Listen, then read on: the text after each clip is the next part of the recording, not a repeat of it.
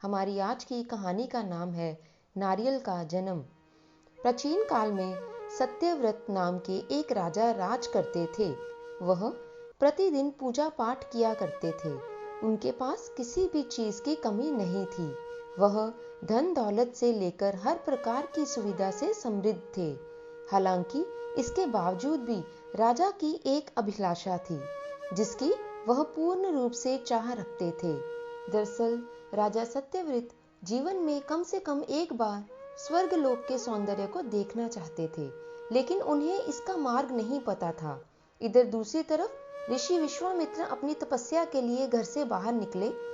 चलते चलते वह अपनी कुटिया से काफी आगे चले गए थे।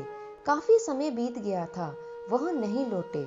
इस कारण उनका परिवार भूख और प्यास से तड़प रहा था। राजा सत्यव्रत को जब यह बात पता चली तो उन्होंने उनकी जिम्मेदारी ले ली। कुछ समय बाद जब मुनिवर लौटे तो वह अपने परिवार को कुशल देख काफी प्रसन्न हुए। उन्होंने पूछा कि उनकी अनुपस्थिति में किसने उनकी देखभाल की। इसी के परिवार वालों ने बताया कि राजा ने उनके पालन पोषण की जिम्मेदारी उठाई थी।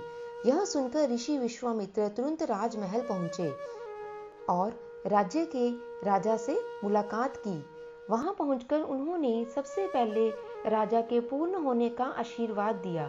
राजा की बात सुनकर ऋषि विश्वामित्र ने कहा, बोलिए महाराज, आपको क्या वरदान चाहिए। तब महाराज ने कहा, हे मुनि, मुझे एक बार स्वर्ग लोक के दर्शन करने हैं। कृपया करके मुझे वहां जाने का वरदान दे दीजिए। राजा की प्रार्थना सुनकर ऋषि विश्वामित्र ने एक ऐसा रास्ता बताया जो स्वर्ग लोक की ओर जाता था। यह देखकर राजा सत्यव्रत बहुत ही खुश हुआ। वह तुरंत उस रास्ते पर चल दिया, परंतु इंद्रदेव ने उन्हें नीचे धक्का दे दिया, जिसके कारण वह सीधे धरती पर जा गिरे। राजा सत्यव्रत ने सारी घटना ऋषि विश्वामित्र को बताई। राजा की बात सुनकर ऋषि विश्वामित्र गुस्से से आग बबूला हो उठे। उन्होंने तुरंत सभी देवताओं से इस बारे में बात की और इस समस्या का हल निकाला, जिसके बाद राजा के लिए एक नया स्वर्गलोक बनाया गया। नए स्वर्गलोक को पृथ्वी और देवताओं के बीच स्थापित किया गया ताकि किसी को परेशानी ना हो। नए स्वर्गलोक से राजा सत्यव्रत तो बहुत खुश हुए, लेकिन ऋषि विश्वामित्र को एक चिंता लगातार सता रही थी।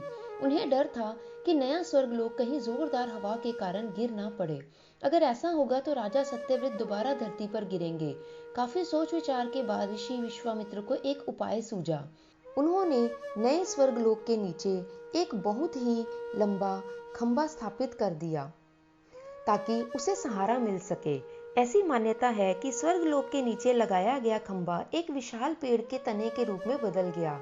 यही नहीं, कुछ समय पश्चात जब राजा सत्यव्रत की मृत्यु हुई तो उनका सिर एक फल में तब्दील हो गया।